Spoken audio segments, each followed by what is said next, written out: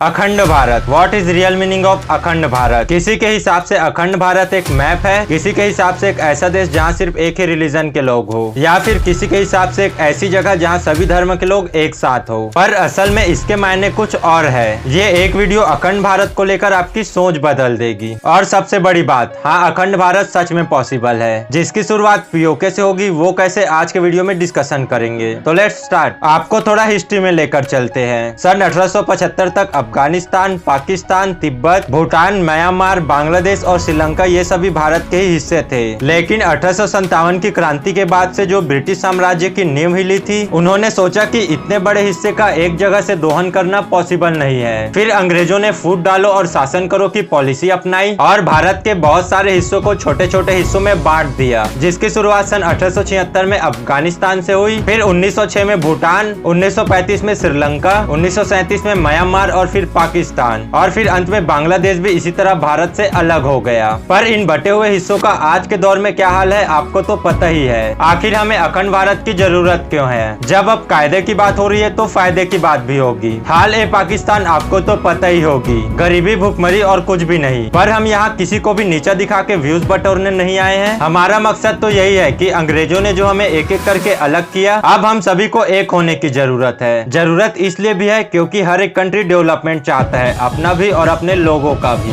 भारत की अपॉर्चुनिटी यह है कि आज इंडिया दुनिया की 5वीं सबसे बड़ी इकोनॉमी बन गई है। बाकी देशों के पास मौका है बहती गंगा में हाथ धोने का। साबुन मिस्टर मोदी दे या राहुल गांधी, ये मैटर नहीं करता। मैटर करता है अखंड भारत, जिसमें सबका विकास हो और सब साथ मिलकर आगे बढ़े। एक ऐसा देश जहाँ सरकार तो उनकी रहेगी, पर इन सभी देशों के ऊपर भी एक सरकार रहेगी, जहाँ सभी देशों से चुनकर आए कैंडिडेट्स एक सरकार बनाएंगे, जिस देश का नाम होगा अखंड भारत। क्या अखंड भारत सच में पॉसिबल है? बहुत सारे लोगों को यकीन नहीं होगा, पर एक लाइन में कहूँ तो हाँ, ये सच में पॉसिबल है। लेकिन तब तक नहीं जब तक ये सभी कंट्री नहीं चाहे। जैसे यूनाइटेड किंगडम, नाटो, यूरोपीय संघ, नॉर्थ जर्मनी और साउथ जर्मनी का एक दूसरे का बंटवारा होने के बाद भी वो फिर से मिल गए, तो इंडिया और बाकी कंट्री क्यों नहीं मिल सकते? बस जरूरत है एक ऐसी सोच की, एक ऐसी सरकार की, ऐसे लोगों की जो एक साथ खड़े हो। अगर इन देशों के बीच इंपोर्ट और एक्सपोर्ट में टैक्स ना लगे, कोई वीजा की जरूरत ही ना हो, तो टूरिज्म भी बढ़ेगा और सामानों की कीमत भी कम होगी। बस जरूरत है तो एक ऐसी सोच की जो कहे आओ मिलकर अखंड भारत बनाते हैं। जैसे कि लास्ट वीडियो में हमने आपको बताया था कि 17वीं सेंचुरी से पहले भारत सोने की चिड़िया हुआ करती थी, लेकिन इसकी शुरुआत विक्रमादित्य और सम्राट अशोक के समय हुई थी, जब चाणक्य ने अखंड भारत का सपना देखा और चंद्रगुप्त ने उसे साकार कर दिखाया। उस समय से हमारा भारत एक था, पर ना जाने इसे किसकी नजर लग गई। पिछले 300 सालों से हमारी आंखें बंद थी, पर अब समय आ गया है फिर से एक होने का, जब भारत फिर से एक बार सोने की चिड़िया बनेगा और विश्व गुरु कहलाएगा। पावर ऑफ अखंड भारत। साल 2050 तक का भारत एक सुपर पावर के रूप में उभरेगी। नासा और इसरो एक ही कतार में खड़े होंगे। इंपोर्ट 2-3% ही रह जाएगी, जबकि एक्सपोर्ट 70 to 90% तक हो जाएगी। पर ये तो भारत का भविष्य है। ये सोचिए, अगर भारतवर्ष यानी अखंड भारत बन जाए तो ये सारे देश मिलकर कुछ ही समय में सुपर पावर बन जाएंगे। अखंड भारत का असली मतलब होगा वसुदैव कुटुंबकम, ना कि एक पर्टिकुलर रिलीजन का राष्ट्र। वो कितना अच्छा दिन होगा जब भारत फिर से एक होगा। वो 15 अगस्त 1947 की सुबह नहीं होगी, वो दिन तो मार काट का मंजर बन गया था, भाई भाई को मार रहा था। पर वो दिन होगा 14 अगस्त शायद 2035, जब भारत बनेगा अखंड भारत। अखंड भारत जिसका सपना वीर सावरकर ने देखा था, सरदार पटेल ने देखा था, जिसे सच सिर्फ एक ही इंसान कर सकता है, और वो है हम सब। जय हिंद।